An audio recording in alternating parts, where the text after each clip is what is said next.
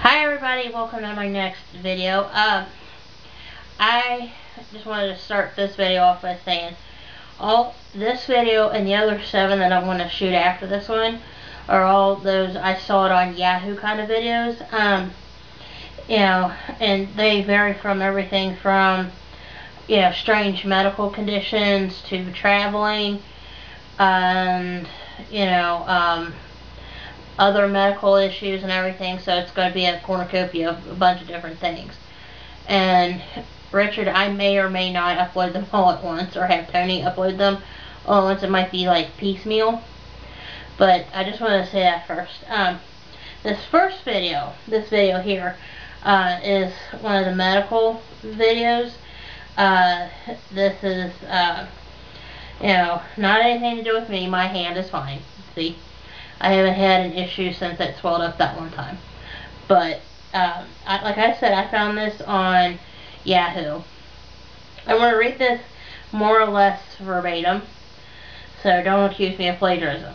And this is something, from here in Kentucky. And one of the travel things is going to talk about something from Kentucky too, just as a side note. This article was written by Susan Donaldson James, and it's called Fugates of Kentucky. Skin bluer than Lake Louise. Benjamin Benji Stacy was so frightened maternity doctors with the color of his skin, as blue as Lake Louise, that he was rushed just hours after his birth in 1975 to University of Kentucky Medical Center. As transfusion was being ready, the baby's grandmother suggested to the doctors that he looked like the blue Fugates of Troublesome Creek. Relatives described the boy's great-grandma, Luna Fugate, as blue all over and the bluest woman I ever saw. An unusual story that involves both genetics and geography. An entire family from isolated Appalachia was tinged blue. Their ancestral line began 6 generations earlier with a French orphan, Martin Fugate, who settled in eastern Kentucky. Doctors don't see much of the rare blood disorder today because mountain people have dispersed and the family gene pool is much more diverse. But the Fugate story still offers a window into the medical mystery that was solved through modern genetics and the sleuth-like energy of Dr. Madison Cowan III, a hematologist at the University of Lexington's Medical Clinic. Cowan died in 1985, but his family charts and blood samples led to a sharper understanding of the recessive diseases that only surface if both parents carry a defective gene. The most detailed account, Blue People of Troublesome Creek, was published in 1982 by the University of Indiana's Kathy Trost, who described Benji's skin as almost purple. The Fugate progeny had a genetic condition called methemoglobinemia, which I probably mispronounced, which passed down through a recessive gene and blossomed through intermarriage.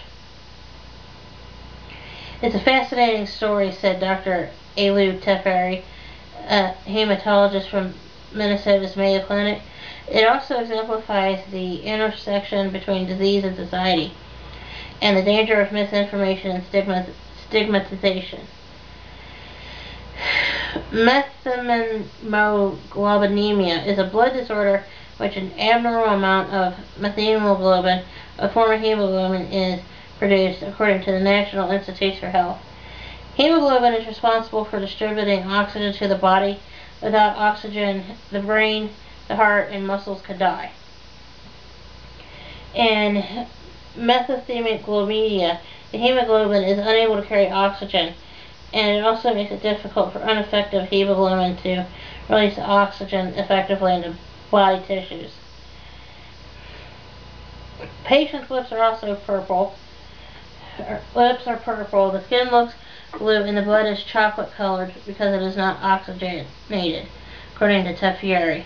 You almost never see a patient with it today, he said. The disease that one learns about in medical school, and it is infrequent enough to be on every exam in hematology. The disorder can be inherited, as was the case with the Fugate family, or caused by exposure to certain drugs and chemicals such as anesthetic drugs like benzocaine and oxycodone. The carcinogen benzene and nitrates used as meat additives can also be culprits, as well as certain antibiotics, including dapazone and chlorinoin. The genetic form of methemoglobinemia is caused by one of several genetic defects, according to Defier. The Fugates probably had a deficiency in the enzyme called glycochromin B5 methemoglobin reductase, which is responsible for the recessive congenital methemoglobinemia. Normally people have less than about 1% of methemoglobin, type of hemoglobin that is altered by being oxidized, so it is useless in carrying oxygen in the blood. When those levels rise to greater than 20%, heart abnormalities and seizures and death can even occur. At levels between 10 and 20%, a person can develop blue skin without any other symptoms. Most blue Fugates never suffered any health effects and lived into their 80s and 90s. If you're between 1 and 10%, nobody knows you have an abnormal level, and this might be the case in a lot of unsuspecting patients, he said. Many other recessive gene diseases such as sickle cell anemia, Tay-Sachs, and cystic fibrosis can be lethal, he said. If I carry a bad recessive gene with a rare abnormality and married, the child probably wouldn't be sick because it's very rare to meet another person with the same bad gene, and the most frequent cause, therefore, is inbreeding, Teferi said. Such was the case with Fugates. Martin Fugate came to Charleston Creek from France in 1820, and family folklore says he was blue. He married Elizabeth Smith, who also carried the recessive gene.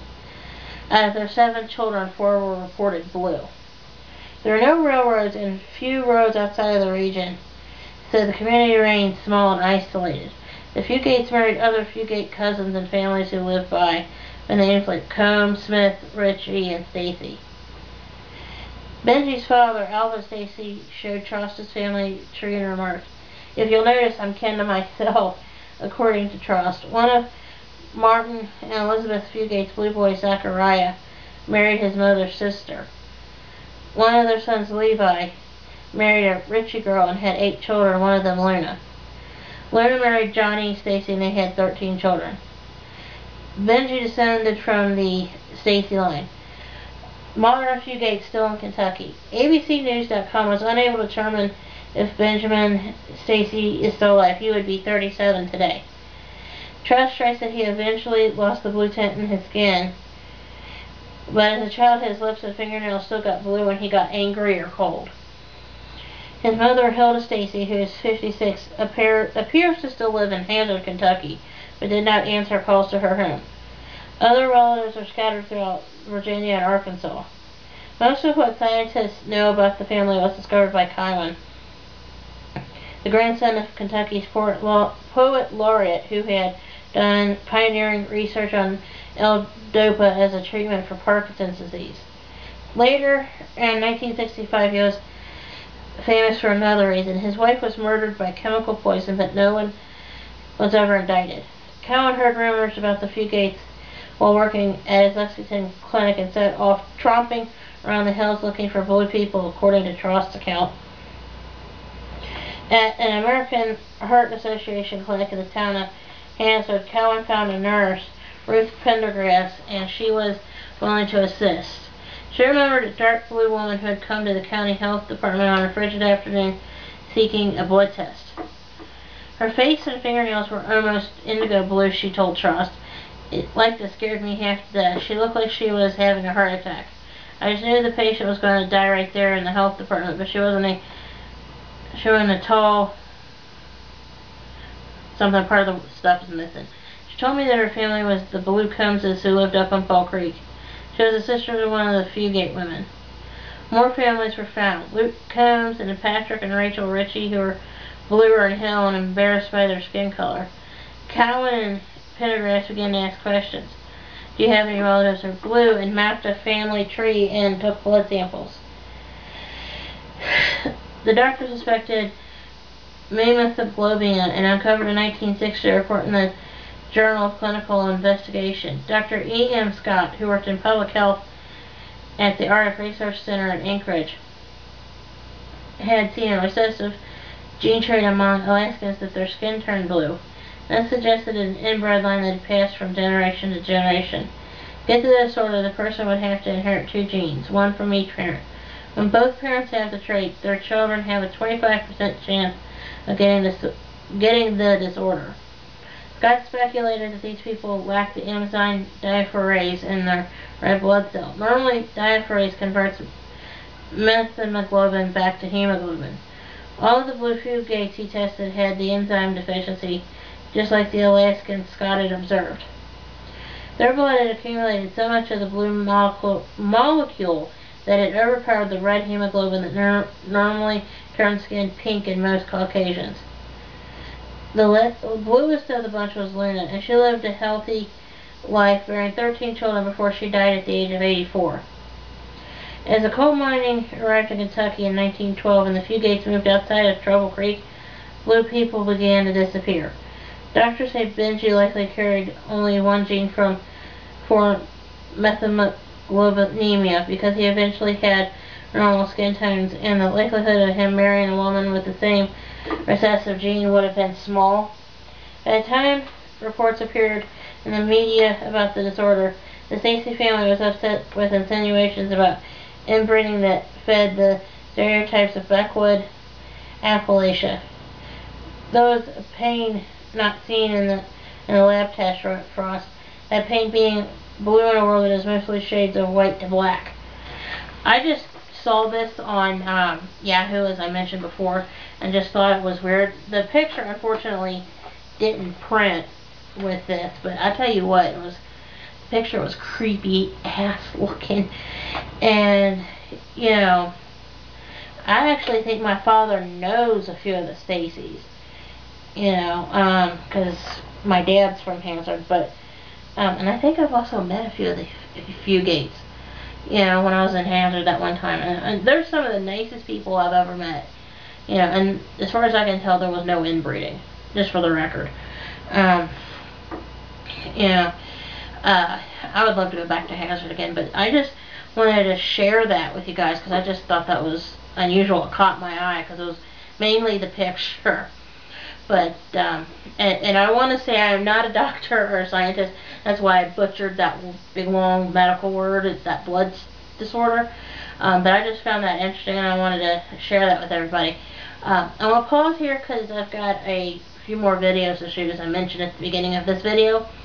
Counting this one, as I said, I'm going to probably do around 8 videos. So, hang on. I've got more to talk about. And it's not all medical, as I mentioned before. So, hang on.